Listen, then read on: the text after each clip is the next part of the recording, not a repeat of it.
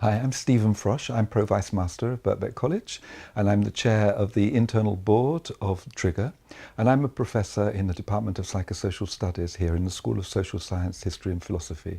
My main interests for a long time have been around psychoanalysis, social relations, identities, masculinities, and racism. So there's a basic level at which gender equality is exactly what it says it is, which is to make equal opportunities available to men and to women. But I think it goes a lot further than that, particularly given the history of institutional discrimination against women in lots of areas, particularly in the sciences. It's really important for us to find ways of showing that we have a form of reaching out to women so that they know that we operate an institution which is actively engaged in the pursuit of equality and that we don't take for granted what that might mean. So for me, I think gender equality is more than just making opportunities available. It's also actively promoting and giving the message that we promote the possibilities of real equality between men and women in the workplace. There's a way in which gender equality and diversity is a kind of fundamental ethic. That is, that we've got huge variation between people in all cultures, including our own UK society, and we need to welcome that and establish the kind of grounds for the promotion of diversity as an absolute good. And in relation to gender is just part of the story, but it's a very important part of the story. For us to be able to say, that as an ethical position, we welcome difference, diversity, and we encourage all forms of equity within that welcoming. In addition to that, I guess it's also obviously the case that if you're trying to think about a workforce which is as strong as it possibly can be, you want to be able to ensure that you're not discriminating against people who could come and really contribute to that workforce. So there's a kind of practical dimension to this ethic that I just mentioned, in which we're really looking to be able to employ and nurture the best talent of everybody who's available to us and who wishes to contribute to the college and to its general culture.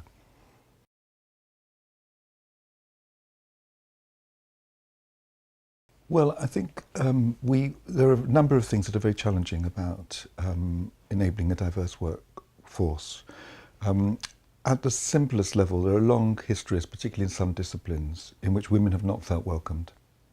And we have to actively try and dispute that history in the present, and to know that we're working from a base where there isn't equality already. So, for example, if you look at the sciences historically, there have been some wonderful examples of some brilliant women who've been real world leaders, and we have them from this college. Rosalind Franklin is the obvious example that people mention all the time. But we've got current women working here who are just brilliant world leaders. But as a discipline, as a spectrum of disciplines, the sciences have not been that welcoming to women, and we need to show awareness of that in the kind of messaging that we do and in the way we reach out to change that. Situation's obviously different in the humanities and social sciences. In my own department, 3 of the 4 professors are women and the majority of staff are women. So it's certainly the case that there have been plenty of opportunities.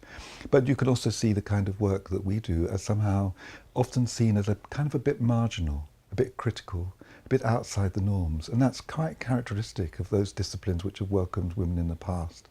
So I think one of the challenges is for us to spread the good practice that we've got in various disciplinary spaces to all the disciplines.